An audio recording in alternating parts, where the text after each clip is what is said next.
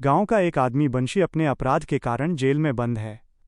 उसका अपराध भी मामूली नहीं, उस पर किसी की हत्या करने का आरोप है। गांव वाले उसे कातिल कहकर बदनाम कर चुके हैं।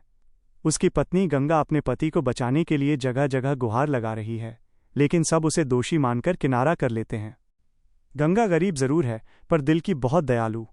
वो बार बार कहती है कि उसका पति मासूम है, पर उसकी बात को कोई गंभीरता से नहीं लेता। गंगा को सबसे ज्यादा तकलीफ ये सोचकर होती है कि उसके छोटे छोटे बच्चे समाज में कातिल के बच्चे कहलाएंगे। असली मोड़ तब आता है। एक दिन गांव में एक अजनबी आदमी आता है। वो सीधे गंगा के पास पहुंचकर कहता है, तुम्हारा पति निर्दोष है, असली कातिल मैं हूं। गंगा चौंक जाती है। वो विश्वास नहीं कर पाती कि कोई अपनी जान खतरे में डालकर खुद को कातिल क्यों बताएगा। अजनबी बताता है कि उसने क्रोध में आकर हत्या कर दी थी और वहां से भाग गया था। उसी दौरान संयोगवश बंशी उस जगह पहुंचा और संदेह के आधार पर उसी को पकड़ लिया गया। अजनबी कहता है, मैंने अपना अपराध छिपाने की बहुत कोशिश की, लेकिन आपका दुख देखकर मेरा दिल दहल गया। मैं आत्मग्लानि में मर रहा हूं। अब मैं सच बताने आया हूं। गंगा पहले तो डरती है कि कहीं ये मजाक या छल ना हो, लेकिन अजनबी का पश्चाताप सच्चा लगता है।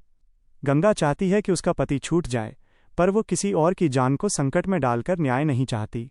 वह अजनबी से कहती है, अगर तुम्हें लगता है कि सच बोलना ही सही है तो जाओ और अदालत में बयान दो, मैं तुम्हें रोकूंगी नहीं। अंतिम चरण। अजनबी थाने जाकर आत्मसमर्पण कर देता है। पूरे गांव में हलचल मच जाती है। अदालत में नए सिरे से सुनवाई होती है और बंशी को छोड़ दिया जाता है। बंशी जेल से बाहर आता है तो गंगा उसे देख रो पड़ती है, लेकिन बंशी के मन में खुशी से ज्यादा ग्लानि है। उसे लगता है कि वो बेगुनाह होकर भी जेल में चला गया, लेकिन उसकी पत्नी ने जो संघर्ष झेला वो उससे कहीं बड़ा है। गांव वाले, जो पहले गंगा को कातिल की औरत कहकर अपमानित करते थे, अब उसकी सच्चाई और साहस की तारीफ करते हैं। कहानी का संदेश। सच का सामना करना सबसे बड़ा साहस है। पश्चाताप इंसान को बदल सकता है।